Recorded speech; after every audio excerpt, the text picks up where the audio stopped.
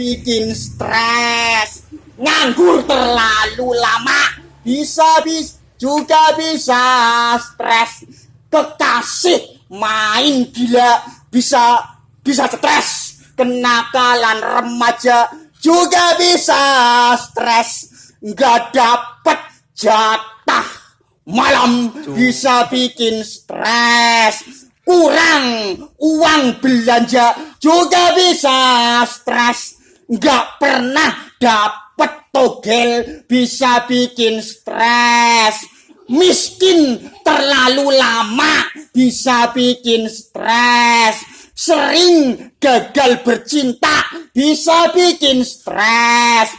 Tidak menerima segala-galanya bisa bikin stres. Tidak bisa mencukupi segala-galanya bisa bikin stres. Tidak pernah dicucus bisa bikin stres. Tidak menerima uang dari suami yang lagi merekecet bisa bikin stres. Keuangan lagi